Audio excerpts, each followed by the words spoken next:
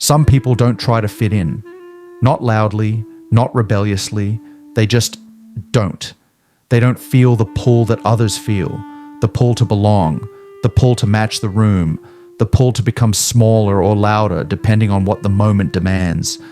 And when people notice this, they often misunderstand it. They call it confidence, or arrogance, or emotional distance. But psychology suggests something quieter, something that forms slowly, over time, through observation, not rebellion. People who have no desire to fit in usually didn't arrive there suddenly. They didn't wake up one day and decide to be different. They arrived there after watching carefully for a long time. They learned early how quickly people change when they want approval, how opinions bend, how personalities soften or sharpen depending on who is watching. They noticed how easily people laugh at things they don't find funny, agree with things they don't believe, defend things they don't even understand. And instead of joining in, they stepped back, not because they felt superior, but because something felt off. Very early in life, many of them became observers, not participants. They learned to read rooms instead of blending into them, to watch faces instead of performing for them. They noticed patterns. Who speaks louder when attention enters the room? Who becomes quieter? Who disappears entirely? They noticed how belonging often comes with invisible rules. Rules no one explains out loud. Rules you're just expected to follow.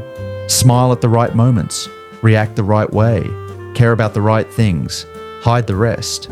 And slowly, quietly, their mind made a decision. Not consciously, not dramatically. Just a quiet internal shift. This costs too much, because fitting in often asks for small sacrifices at first. A tone adjustment, a filtered opinion, a softened edge. But over time, those small sacrifices begin to stack, and eventually, you're no longer adjusting your behavior, you're adjusting your identity. People who don't desire to fit in often learn this early, sometimes through disappointment, sometimes through rejection, sometimes simply through watching others lose themselves. They saw people change completely depending on the group they were with. Different voice, different values, different morals, and something inside them resisted that. Not loudly, not angrily, just silently. They began to understand that approval is unstable. It shifts, it expires, it disappears the moment you stop matching the room. One moment you belong, the next, you're invisible. So instead of chasing it, they withdrew their energy from the game entirely. This is where people misunderstand them. From the outside, they look detached, unbothered, uninterested, but internally, they are deeply selective.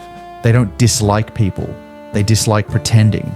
They don't fear rejection, they fear self-betrayal. They don't avoid connection, they avoid conditional connection, because they've seen what happens when belonging requires performance. You stop asking what you feel, you start asking what's acceptable. People who have no desire to fit in often speak less in groups, not because they have nothing to say, but because they don't feel the need to fill space. Silence feels safer than saying something that isn't true to them. When they do speak, it's measured, intentional, unfiltered, and that can make others uncomfortable, because authenticity without apology stands out, especially in rooms built on agreement. They are often labeled distant, cold, hard to read, but in reality, they are internally consistent, the same person alone as they are in public. They don't shape-shift for acceptance. They don't adjust their edges to feel welcomed. And this often comes from an early realization that loneliness is quieter than pretending.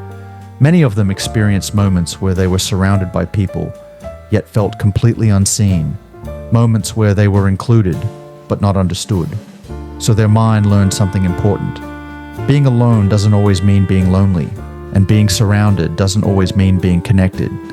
Over time, they grew comfortable standing slightly outside the group, close enough to observe, far enough to remain themselves. They don't need to announce who they are. They don't need to prove anything. Their identity isn't built on reaction. It's built on reflection. They often think deeply about behavior, about motives, about why people do what they do when no one is watching. They see the difference between image and intent, between words and actions, and because of this, shallow connection feels exhausting to them. Small talk drains them. Performative emotion repels them. Not because they're above it, but because it feels empty. They crave depth without demanding it, connection without negotiation, presence without performance. They want to be accepted as they are, or not at all. This is why they don't chase fitting in, because fitting in often requires shrinking parts of yourself, softening truths, hiding contradictions, and they'd rather be misunderstood than divided internally.